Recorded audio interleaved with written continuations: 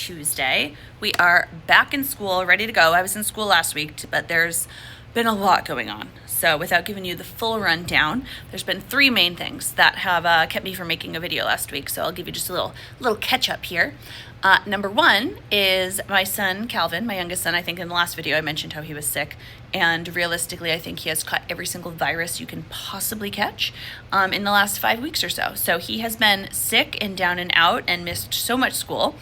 He is on the up and up and seems so much better for over a week now. So fingers crossed, I think we are good to go. Lots of basketball over here in the Jones house. Both my boys play basketball. I grew up playing basketball, so I love that they're into basketball. Here are my two boys. They finished up their seasons. My older son Theo's in 4th grade. My younger son Calvin is in 3rd grade, and they just finished up their seasons this past weekend. Last week, my whole family went to a Celtics game right here. Not my whole family, but me, Theo, and my sister and my brother. We all went to a Celtics game, and that was fun. And then actually last night, we went to the high school boys for our town. The high school boys were in the Final Four for Massachusetts. They ended up losing, but it was such a fun game. So we went there and watched them play and got to root them on in Boston. So a lot of basketball has also been going on. And then one of the bigger things in relation to teaching especially is our district is facing some budget cuts, which is not fun. The school I work in has really been growing for the past decade or so, and there's been no need to cut back, or like student enrollment has just been growing. And with everything going on right now, there are some pretty serious budget cuts that are going to be up on the chopping block, I guess you could say. I don't have any official answers for you about what is happening next year. I am a pre-PTS teacher, which means I am not tenured here at my school. I do not have my professional status. The school I work at, you need 3 years to have your professional status. And that being said, if there are budget cuts and sections or teachers need to be cut, I then am in that pool of teachers that can get cut. And there's a lot to kind of work out around that. It's not a simple like who is the last one to sign the contract, or who, like, looking at evaluator references, all that stuff. There's not a simple way to do that. So there's just been a lot of discussion, a lot of talk, a lot of gloomy rain clouds over my head and thinking about the future and all that stuff. When I have an official answer for you or an official update, I will definitely let you know. But yeah, last week I was just dealing with a sick kid, going to tons of basketball games, and really kind of not feeling the best about life in general. That sounds depressing. It wasn't that deep, but it's a serious thing. So I, as you might know, came back to teaching and was very excited to get back into the classroom. I want to spend at least a decade at my school. I was excited because in my career, just the way my career has worked out, I've hopped like every 2 or 3 years and then taken some years off when my kids were born, moved all different places. And I was excited to go back and have a lot of stability, and seeing that I might not have that stability based on how things might play out in the next month or a couple months is sad, not fun, not what I was looking forward to. I will always pivot if I need to, you will see.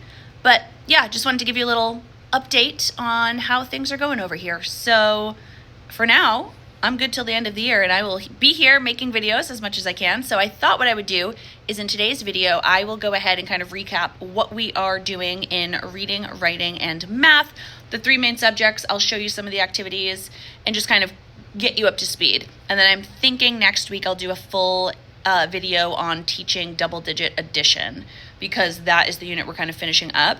A lot of you liked my place value video. It looks like this right here, where I did like an in-depth place value video of every lesson I taught, all the activities I did. I even included some slides for you to download. So I think I'll do that same type thing for double-digit addition.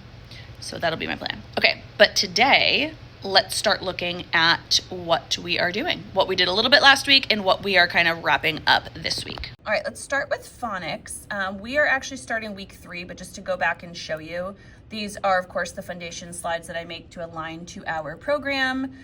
So we are reviewing sounds and trick words. We have words of the day. This word was swipe. We talked about it in a sentence, and we would blend words together with that silent E.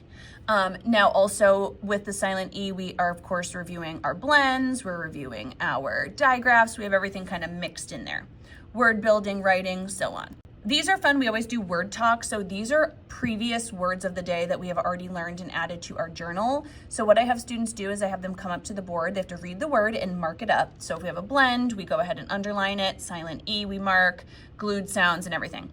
And then we play a game called Mind Reader. And let me flip the camera. I'll show you what that looks like. So for Mind Reader, all I have students do is take out their whiteboards and they go to their seat. They've already read all the words: globe, brave, block, planted, thinks, and drills. I'll actually put the slide right here so you can see the words as I'm saying this. And what I do, and they're all marked up so everybody knows what they are, this helps students not only dissect the word parts, but also think about the meaning. So I say, okay, you are gonna have to read my mind and you're going to figure out which word I'm thinking about. So I might say, this word has silent E in it. And then they look and they're like, ooh, okay. Oh, there's only two it could be. And they have to be real quiet. And then I say, okay, this word has to do with the earth. And then they're like, oh, and they write it down. And then I say, 1, 2, 3, flip it. And they flip their boards and they see if they read my mind. I might say, this word has a suffix S. So they're between thinks and drills. And I might say, this word also has a glued sound. Or I might say, has the floss rule. And then so sometimes they're thinking about the meaning of the word. Sometimes they are thinking about just the word parts, but we can kind of go through both. And it's a great way for them to write the word, read it, and, you know, actually use it in some sort of way. This is another activity we've been doing. So I have everybody get a index card, and some of them just have CVC words, closed syllable words, and others have the silent E on the end. And students will have to read the word to themselves, and then they have to separate. Silent E people have been going over there. Closed syllable have been going over here. When they get to their side, they do have to check everybody, and then they can all come up and they write their word on the correct side. So just sorting by the word part. Then let's flip through these quickly. These are always just decoding slides. Oh, this was Jake the Whale. This is our decodable text that we read for this unit. This is week 2 of it. So we reread it again and we talked about the story elements. And then this is what we're currently doing. So for week 3, we are taking these silent E words, and here we're reading fluently and we're adding suffix S. So again, we're just compounding those skills, right? All the skills we've learned. So stones, kites, shapes, wipes, homes, and votes. And here we talk again about how the suffix S can be added to a noun to make it plural, or it can also be added to a verb when we need to match the subject in the verb. So this has been this week, games. Here's some decoding. This is the one we did today. So we did the same thing I just mentioned with our word talk. And then I had students play Mind Reader. And actually I'll insert a little picture of them here on the screen of them all showing me what word they thought they were reading. Today I also went ahead and put in an encoding game, so a spelling game for them called Say, Spin, and Spell. Here's some pictures of the kids doing it. I always like to throw in at least one game a week, sometimes a write the room activity, just because a lot of the phonics block is sitting, and it is direct instruction, which is exactly what they need. But then I like to have them do some additional practice with a partner, usually for about 5, 6, sometimes 8 minutes. But my favorites are always the Say, Spin, Spell, and then Reading Color, which is a decodable or a decoding game. So we're practicing decoding, encoding. We're getting into that fluency with Jake the Whale and some other decodable passages. And then over at the back table, let me see, all week long, I've printed out our little mini books. So let me show you. These are the decodable, foldable mini books that we have. So this is Silent E Mixed. Let me see, I printed out some different ones for each kid. I don't think these have their names on them yet. Oh, here's the U. U can always be tricky because we know it makes oo and u. So this one, I have an additional one over here for a couple of students that are working on that. But the way these work is once they're folded up, let me give you an example. This one is just for silent I. So once they are folded up, we go ahead. Of course, this has a silent K here. I have no problem with this being here, by the way. I just pre-teach it to them. These books are, I'd say, 85 to 90% decodable. And if I'm looking at it, this one, other than the silent K, I think might be 100% decodable for them. So here we go through each word. They read it and highlight it. Then they go ahead and spell the words down below. Lime, I always have them put the E on outside of the box because it doesn't make a sound. You can have it inside the box, it's up to you. 5, and then they have to read the story 3 times. They first go through, I have mine highlight all the words that have silent E in them, and then they get to color in a book. Then I will have them read it to me aloud, color in a book, read it in their head, and then one more time aloud to me and color in a book. And then on the back side, we have a little comprehension. So I send them off and they have to draw a sketch of what happened in the story, and then they can show it to me. I give a little star to them and I send them home. So for every single skill that we teach, I have 2 different books. So I have 2 with the I, 2 with you, 2 mixed, and so on. We also have a bunch of different decodables back there on that cabinet right here. Tons of different decodables that are provided by our district, which is great. But sometimes I just need like a shorter passage and I need it a little bit more controlled. So that is why I use those. And plus, so many of my students really just need additional practice. So however many books we do have back there, sometimes they still need more. So that's what we do. All right, I'm going to head on out of here. I will be back tomorrow to share a little bit about what we are up to in math.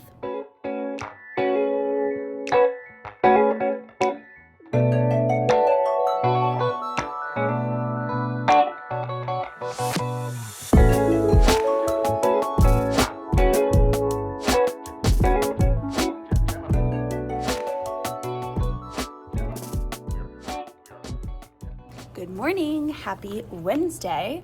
Parker is away for the next few days, so it is just me, single mom in it with the boys. So I got them ready this morning, off they went. Thankfully my mom is able to bring them to school so I can get here a little bit early.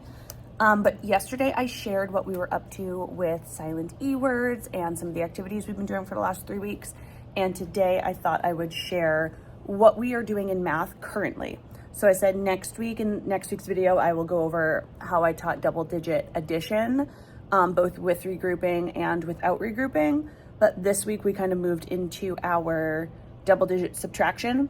So I thought I would, in this video, just kind of share what we did. Just remember that it's after we've already taught addition. So in fact, yesterday we had to do our lesson that was like regrouping with subtraction, which is not a first grade standard. And if you remember last year, I had a whole rant about it, about why we have to teach it, but it's in our curriculum and it's like an exposure lesson. So I very much posed that to students first. I said, today we're gonna try a challenge lesson. It is okay if we don't get it for the first time, but we're gonna play a fun game.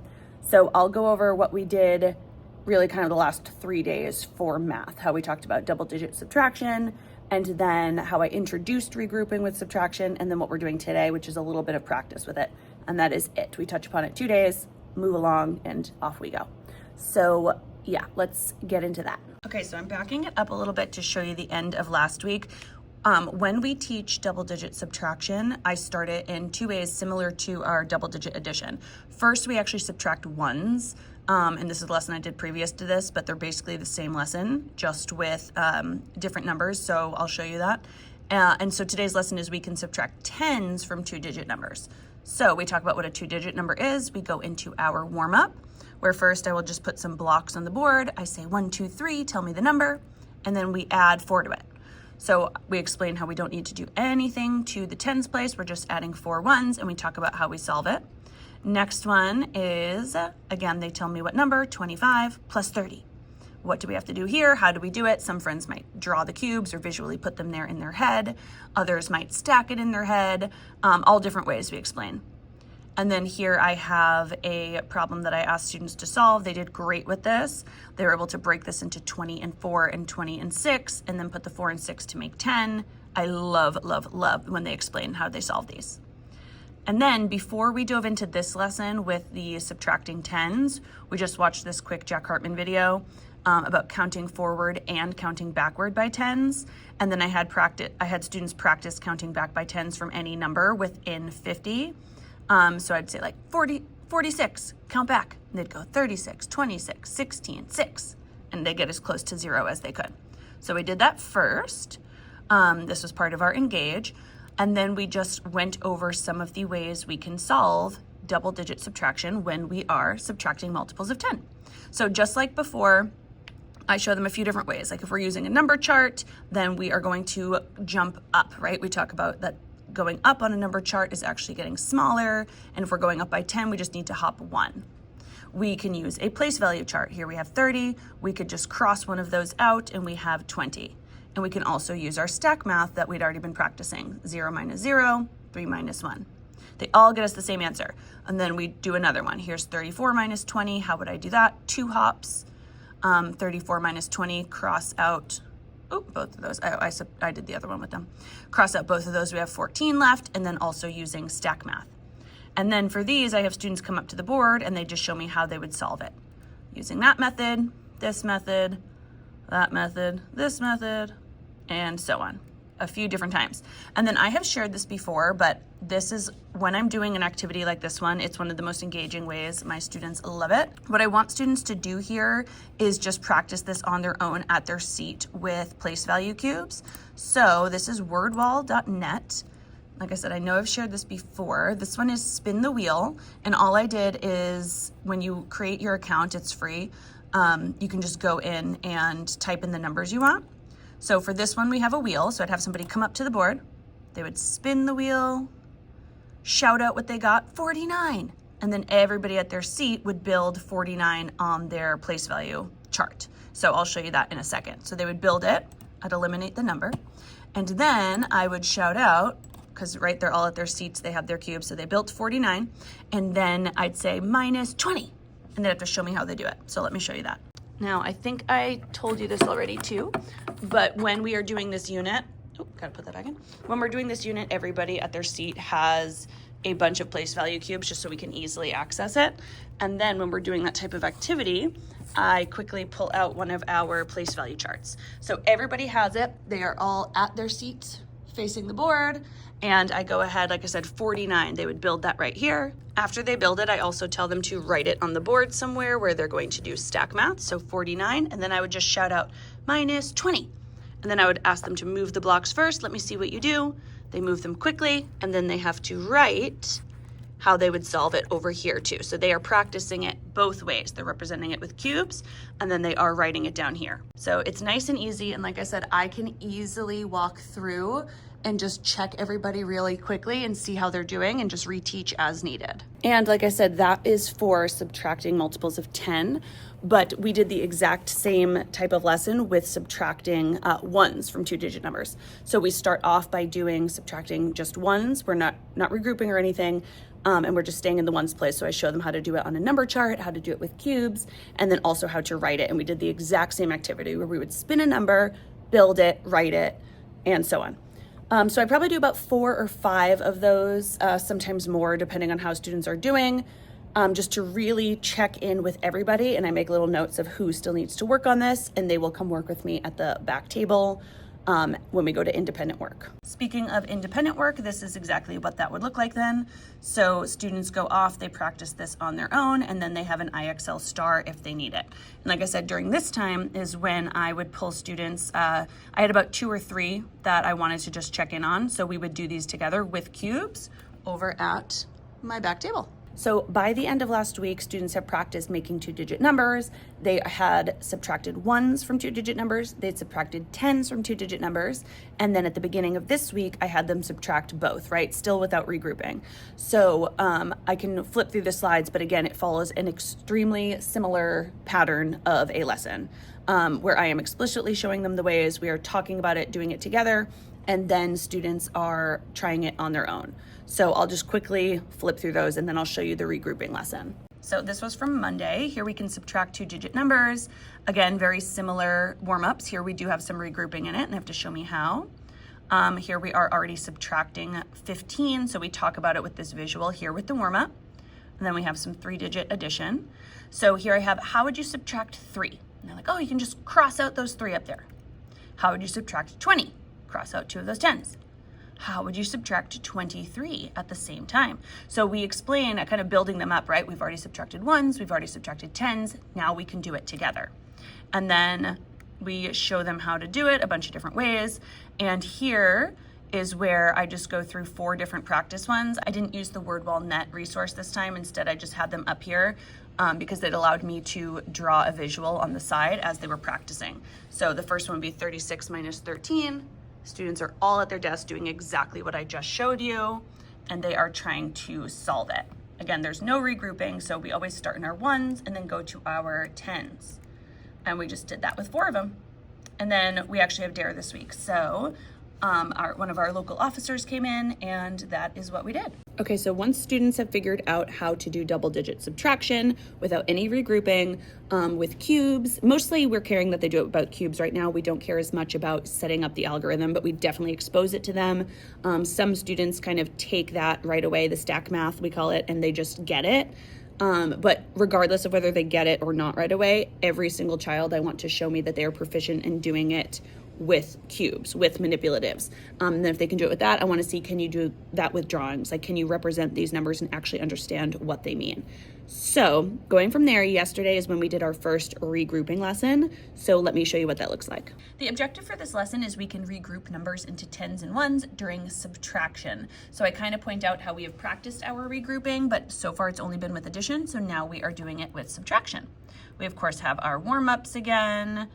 This time we did 3 add and addition. And then we say, okay, what number is shown here? 26. And then I say -8. And so I am doing this on the board, but I also, as I flip through this with my clicker, I also have, I have it on the rug there with some cubes. So I kind of just click through this as I am doing it on the board too. So we're like, wait a second, we start in the ones, but can I take 8 ones away? I can't because we only have 6 here. So then I show them this is when we regroup.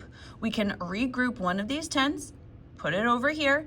And remember, this is important when I'm teaching them this too, that when we are regrouping with subtraction, we did not take anything away. Just like we didn't add a 10 when we regrouped, we didn't take a 10 away. We just moved it over here. We regrouped it because 26 is the same as 2 10s and 6 ones. And it is also the same as 1 10 and 16 ones. It's the same number. All we did was make it okay for us to now subtract. So then we go ahead and take away 8 and see what's left. Oh, and I did it on the board with them and I actually took it away so we could get the answer. So then we said, okay, let's try regrouping this. So here they're just showing me how they can take the 10, put it over here. And then we did -7. So we did a couple of these together. And then really the main activity we did for this day is race to 0, which I'll show you right now. As I grab the stuff, it is important to note that they do not need to do this. This is not a first grade standard, but it is just like an exposure lesson. And I do think it's important for them to understand that they are not just regrouping when they're adding. Regrouping is something we can do all the time. It's a fluid, flexible thing we can do with numbers. We can take a 10, we can make it 10 ones. We can take 10 ones, we can make it a 10. When it comes to place value, sometimes they can get a little stuck and they can say, well, you can't have more than 10 here in the ones place. And that's correct when we are writing those numbers, but we can just move it back and forth. Like that's something we can do with that flexibility to help us with operations. So that's why I like introducing it a little bit. And this game is great for just them practicing that. So let me show you. All right, so this is very similar to Race to 50, except now we are racing back to 0. And I tell students that they love the game Race to 50. So I'm like, you're gonna love this game. This one, instead of counting on and adding, we are subtracting starting at the number 40. So we start and we go ahead and roll the dice. 4, right away. And of course I'm showing everybody this on the rug just like I am to you. And I'm like, wait, I can't take anything away. Now, hopefully by this point, after doing that lesson, they'll know we have to regroup. So I have them go right over here. This is our regrouping station. A hint that people have too is if you're doing this on desks, which we're gonna move to after, you can actually draw a circle on their desk with a whiteboard marker, and that is their regrouping station. So it's their exchange station. They put a 10 here, they get 10 ones. This is now moved off, and then we can move this over to the ones place. We need to make sure we move them all at one time, and I'll show you why in a minute. So now we still haven't subtracted. All we have done is regrouped. Now I can take away 4. Okay, now we have 36. 2. Do I need to regroup? They're like, no, you can just take 2. All right, next person goes. And you can play like where one person's doing it and then the other person and you're racing together like we do with the addition version. This, I like them to play together just because they need assistance with one another. Okay, next person, take away 3, 31, -5. What do we need to do? Regroup. Let's move it over here to our exchange station. Regroup, let me get 10 ones. Let's see. And then I'm gonna move these over. This is where it gets tricky. The reason I have them do it all in one and take all 10 and plop it here is because so many times when they're doing this with cubes, they'll just try to fill in this 10 frame, right, with whatever was left. Like there was already a 1 here, they'll just try to fill it in. And then they'll be, of course, missing things. So before I have them finish it, I say, okay, now we've regrouped, now subtract 5. 1, 2, 3, 4, 5, put it over here, and now we can see what we have, 26. And then they just keep going back and forth until they get to 0. So a very simple game, again, same concept as Race to 50, but instead of adding, they are subtracting. Once I would do this with, once a few of my students finished, because I put a 10-minute timer on the board, I would say, okay, play again, but start at 50 instead of starting at 40. So I just had them start at 40 first. So that is the main game we play with students to get them to understand that we can regroup with either operation. We can regroup anytime we want to. And hopefully as they get to 2nd grade and higher, they can learn that they can regroup 10s into 100s, or 100 into 10 tens. They can do the same with thousands. They can do it with each place value. I really, as a 1st grade teacher, want them understanding that flexibility within numbers. I do not care if they master how to subtract with regrouping, because again, for the 15th time, that's not a standard. But I do want them to be flexible with those numbers, and many of my students are ready for that kind of next step, and at least just understanding that or having a little exposure before they head to 2nd grade. So that being said, that was yesterday's lesson. Today's lesson is all about actually practicing some subtraction with 2-digit numbers with regrouping. It is a frustrating lesson, it is a challenging lesson, but we do it all together, and students are never expected to write the algorithm on the board. So let me just show you what we did for that. Okay, the objective is we can subtract 1s from a 2-digit number and regroup as needed. I actually realized that it said subtract 1s, but we just did subtraction, so I'll show you. Warm-ups, same as usual. Okay, and here we talked about how would you take 8 away. They knew from yesterday right away, oh, we need to regroup it. So we showed how they do it. We regroup, then we can subtract and get the answer. And then I just showed them what it looks like up here. And again, it says model what subtraction looks like. They do not need to do this on their own. So I just showed them, I was like, as you get older, that you might see something like this. This is showing that regrouping, kind of like when we add the 1 over addition. But I don't even worry about them doing that at all. So then we have another word wall, net. And just like I shared with the lessons earlier, everyone is at their seat with their mat and those green place value cubes. And we just did this one together. This one's flip the tiles. So I had students come up, they could shuffle the board if they wanted. Then they would press random spinner and it would pick the number that they wanted.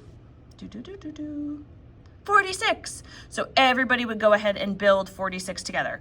Then I would say, okay, 46 minus 9. And I would have us do it together with the cubes. So all together with the cubes, we would regroup that 10, put it in the 1s column, take 9 away, and see how much we have. And then I did give them a couple challenge ones that had like 46 minus 19, and that was really tricky because they felt like when they regrouped the 10, they'd already subtracted a 10 when I had to remind them that they did not. So we just did this about 3 or 4 times and called it a day. So that is what math has looked like. It is a tricky part in math.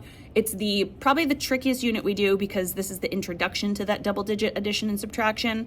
I've mentioned in videos before that we actually will do this again because our next unit is measurement, which is just a quick one. And then we also have, and then after that we go to numbers to 100, and then addition and subtraction within 100. So this kind of like review just with bigger numbers. So this right here, that intro is the hardest. Most of my students, especially with the addition, are doing great. And even with the subtraction because they don't have to regroup. So just that reminder when they get to those larger numbers will be great. The only other couple lessons we have for this unit are story problems, which we're going to start tomorrow.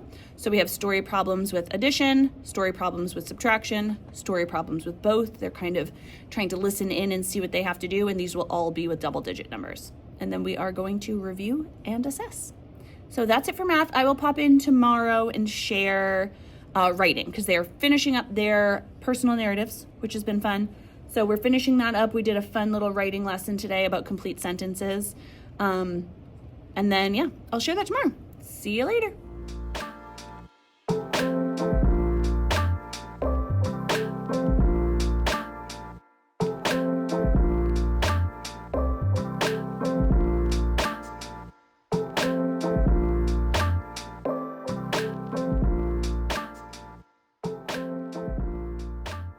morning. Happy Thursday.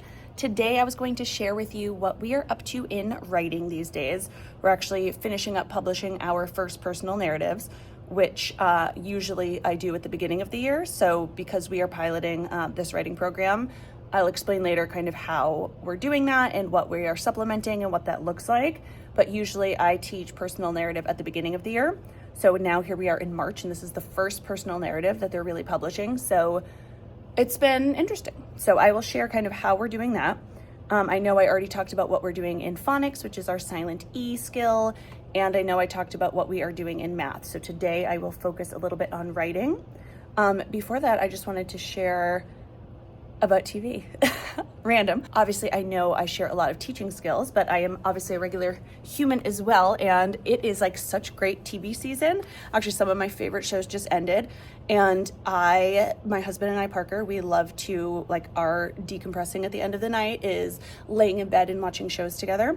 So currently, Severance is amazing. We watched it when it first came out, and we are so enthralled with the season. If you are a Severance fan, let me know down in the comments. I am loving it. I'm so excited to see where it goes. We have all these theories and everything too, which is fun. Traders just ended. I love reality TV. Reality TV is like my background show of when I'm working on the weekend. I watch all the housewives and all that fun stuff. I actually usually always watch The Bachelor, but I haven't watched the last 2 seasons. I just think time-wise, it's such a commitment. And now that I'm back to teaching, I find that I can't keep up. So Bachelor I have not watched, even though I've heard this is a good season. And there's also a girl from Boston, I believe, on it. And I'm from Massachusetts, so I usually like a little hometown connection. So maybe I'll watch that. I'm trying to think what else. Oh, I finished up Paradise on Hulu. That was a great show. If you have any other show recommendations, because I'm always looking for them, let me know what you are watching down in the comments and I will check it out. All right, so now we can get back to teaching. I just had to say that because Severance is tonight and I am really excited. My husband, Parker, is away for a few days, which I think I already mentioned. So we're debating if we are going to just, press play at the same time, or if I have to wait for him to come home tomorrow, and he doesn't come home until late. And I really just want to watch the show tonight. So that's been on my mind. All right, I'm going to get ready because I have a TAT meeting this morning, and I'm going to get the slides up and get everything, and then I will share about writing. Okay, so before I pull up the slides that I wanted to show you for writing, I just wanted to show you this dashboard here. This is by somebody, her name is, where is it? Right here, Megan Brewer. And I found this kind of hub here in one of the Facebook groups. I strongly recommend, if you are starting a new curriculum, to join a Facebook group by teachers, not necessarily by the company. You can do that too and offer feedback, but I like ones that are with actual teachers who are using it and sharing their strategies and ideas for how they're using it. So that being said, she has this whole hub. If you are familiar with HMH, you will know that HMH started with the foundational skills, and they have, which is their phonics portion, and they have completely revamped it to structured literacy, which is way better in my opinion. And that's what we are using. So if you go to the structured literacy tab, she has this hub here for every single module. So this has the materials for module 1. This has slides she created for writing. These are going to be I think these are the structured literacy lessons for each day with the slides. It's just one easy place where everything is compiled. It has the test, a spelling inventory, learning targets, everything is here. It's so easy. These are not always the slides that I use exactly, but for writing, I like to take a look and see where they go. So we are on module 6. So that being said, if I open up the slides, you can see the focus statement, which is we're going to write a personal narrative. And the focus statement is that holidays bring people together. This is our mentor text we have been reading throughout the unit. And then each lesson, you can kind of click right to it and see what they're doing.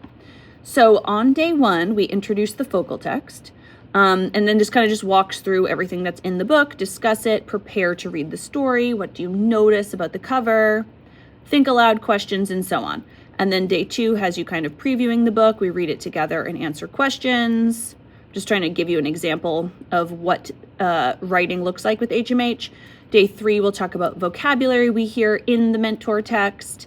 We'll talk about illustrations as well. And then we start by brainstorming and finding a partner. So we'll generate some ideas, plan it out, and then we will review our structure and write our beginning, middle, and end. So in week 1, we have introduced, and there's my mentor text, introduced the text.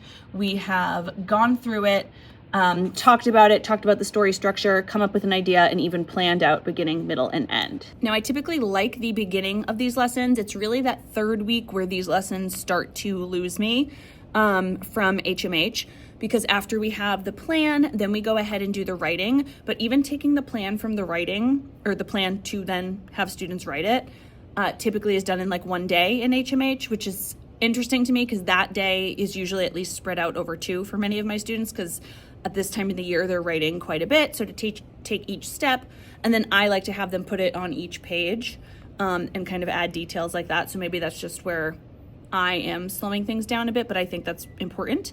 But what I'll do is by the time we get to the end of week 2 is where I kind of have us mostly done with the discussing the text, planning out or brainstorming an idea, planning it out, and writing it.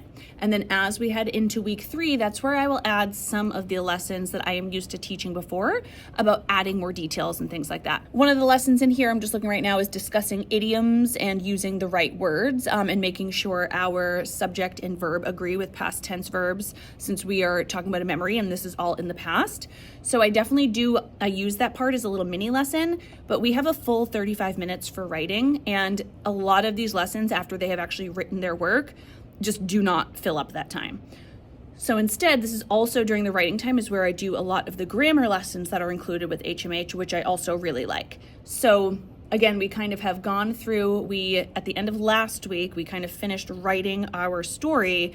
And then this week we are revising a little bit, but I don't love the revision stage in first grade anyway. So typically with revision, I'm asking them to look for something like make sure we have our past tense verbs, or we are, for grammar, we talked about capitalization with holidays and days of the week and months of the year, different types of capitalization, which they had to go back in their story and make sure that their holiday is absolutely capitalized, which was something that was good. That was a great revision lesson that tied into the actual text. And then for personal narratives, I often have them share their feelings, right? How are they feeling? What are they acting? Or how are they acting? What are they doing? That's a lesson I typically teach. So I took that lesson that I typically teach and kind of infused it into this just to beef up our writing a little bit more. So I take the main ideas from HMH, I follow most of the lessons, but then once we get to that third week where the lessons get a little shorter, we kind of do a grammatical focus and then we go into the writing. So that is what we have been up to. So I will show you an example of that writing. Other than capitalization, one that we did, what's today? Today's Thursday. Oh, we did this yesterday, Wednesday. One that we did is we talked about writing complete sentences. My students are pretty good at writing complete sentences now, but students are writing more, and they are starting to write like one short sentence, put a period, and then say and they continue their sentence. So we're talking about those compound sentences and how they should notice that second sentence might not have a new naming part, right? Oftentimes when they are trying to create that longer sentence or they're kind of breaking it up with a period, it's not making sense. So in that lesson, I made sure to review that we have a naming part and a telling part, and then I will show you what we did because it was a lot of fun and students did a great job with it before they went back into their story. So I just pulled up yesterday's lesson. We talked about complete sentences. Again, I kind of took the slide and I just added my own here. These are complete sentences. They each have a subject and a verb. When I talked to my students about this, I explained that instead of just picking out one word, the subject and verb, I really want them focusing on a naming part and a telling part. So we read each sentence and then we took our highlighters. I had 2 different colors and we would highlight the naming part and the telling part. And this is a review. We have done this before. So grandmother, that's who or what the sentence is about, had a birthday party. Her friends gave her gifts. We ate cake. So this would be yellow, this would be green. No one wanted it to end. And then this one was good because we could talk about, well, are they actually talking about no one? They're talking about everybody. Everybody did not want it to end. So that was just good to discuss. And then we use some of my picture prompts. I love these. They're in the SJT Writing Club, and they all have little different questions here. Like this one says, what is happening? So we first practiced giving a complete sentence orally, and I listened to a bunch of different students, and then I wrote one down here. Actually, I wrote down 3 different ones that students had said. And we talked about how, you know, there's many different answers this could have, and then we highlighted the naming part and the telling part. Then, as a little kind of warm up for the first part of the lesson, I gave everybody these little picture cards. So I put them in groups of 3 or 4. I'll put some pictures on the screen in a minute. And what they did is they had to first orally each share an idea, making sure that it was a complete sentence. And then they would write it. This is from the actual program, my complete sentences. So they wrote a sentence here. Once they had one sentence, they would brainstorm another and another. And we did this for about 5-6 minutes. I'll insert a few pictures here. And this whole activity took a good, 15 to 20 minutes because we really discussed it. We had worked together for this part, and then they kind of go off in groups and had fun. So then when students actually get their booklets, they now have their booklets. And today their job was to reread their text. And cups is what we always use. They have a picture of it on the back of their writing notebook, which I'll show you in a second. C is for capitalization, understanding, punctuation, and spelling. Yesterday we had looked it over. That was the capitalization lesson I just talked about with our holidays. So when they reread the book and added details, they had to check for capitalization. Today they wanted them to reread their book and check for understanding and punctuation. So check their sentences. Do they have a naming part and a telling part? Do they make sense? Are your periods in the correct spot? And then they did their cover. So this is kind of, again, how we're finishing up these lessons. And they did that for about 10 minutes to illustrate and get their cover ready. I'm going to head back and show you, because today is Thursday. So today, all they did was finish up their book. So today and tomorrow, because, you're going to have students that are at different stages of the game in terms of their writing and how much work they have done. So I typically leave the last Thursday and Friday for students to finish their book. And then I collect them all, and I will often conference with students. So I'll call them back. I'll look through the book, and if there's something I need them to add or fix, I will call them to my back table one-on-one. Let me show you some examples of the books.